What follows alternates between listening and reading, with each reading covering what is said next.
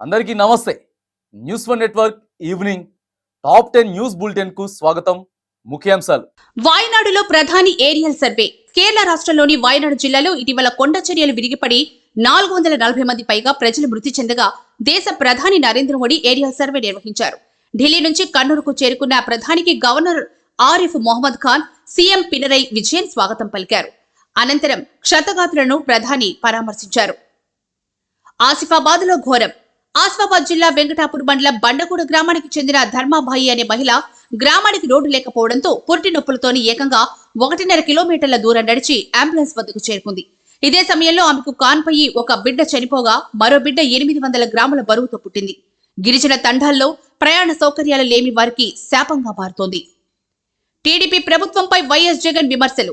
మాజీ ముఖ్యమంత్రి అయిన తనకు భద్రత కల్పించడంలో కూటమి సర్కార్ పూర్తిగా విఫలమైందని వైసీపీ అధినేత వైఎస్ జగన్ విమర్శించారు. నంద్యాల పర్యటనలో ఒక వ్యక్తి జగన్ కారుపైకెక్కి హల్చల్ చేశాడు. దీంతో వైసీపీ నాయకులు సర్ది చెప్పి సదరు వ్యక్తిని కిందికి దించారు.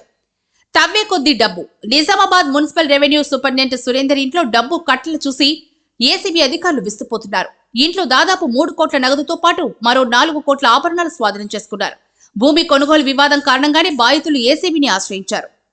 తెలంగాణలో అరుదైన మూలకాలు. కంప్యూటర్ హార్డ్వేర్ ఫోన్లలో వాడే అరుదైన మూలకాలను రాజన్న సిరిసిల్లలో గుర్తించారు.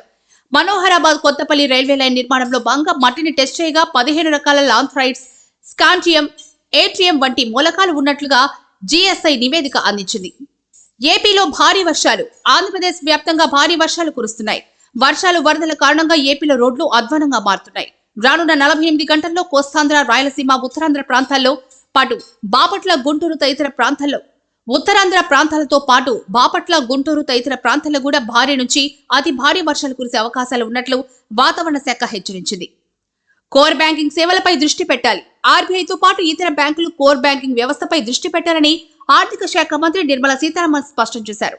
దేశంలోని అనేక బ్యాంకులు రుణాలు అధికంగా ఇస్తూ ఉండగా అదే స్థాయిలో డిపాజిట్లు లేవని, డిపాజిట్లు అధికంగా ఉండేలా ఆకర్షణీయమైన పథకాలను తీసుకురావాలని ఆమె బ్యాంకర్లకు సూచించారు.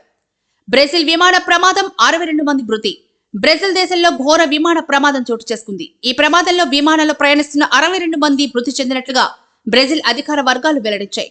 ప్రమాద ఘటనపై విచారణ జరుగుతుందని అధికారులు వెల్లడించారు. గాజా పాఠశాలపై ఇజ్రాయెల్ క్షిపణి దాడి. గాజాలోని ఓ స్కూల్పై ఇజ్రాయెల్ క్షిపణి దాడి చేసిందని గాజా రక్షణ సంస్థ ఆరోపించింది. ఈ దాడిలో 100 మంది విద్యార్థులు చనిపోయారు. ఇజ్రాయెల్ మాత్రం తాము హామస్ కమాండ్ కేంద్రంపై మాత్రమే దాడి చేశామని వివరణ ఇచ్చింది. ప్యారిస్ 2024 ఒలింపిక్స్ లో భారత రెజ్లర్ ఆమన్ సెహ్రవత్ చరిత్ర సృష్టించాడు. 21 ఏళ్లకే పథకాన్ని సాధించాడు. దీంతో వ్యక్తిగత విభాగంలో ఒలింపిక్ మెడల్ సాధించిన అతి చిన్న వయస్కుడిగా సెహ్రావత్ రికార్డు నమోదు చేశాడు. కాంస్య పథక పోరులో ప్యూర్టోరికోకు చెందిన దరియన్ టోయ్ క్రస్ను ఓడించి ఈ ఫీట్ సాధించాడు. దీంతో ఒలింపిక్స్ లో పథకం సాధించిన 7వ భారత రెజ్లర్ గా నిలిచాడు.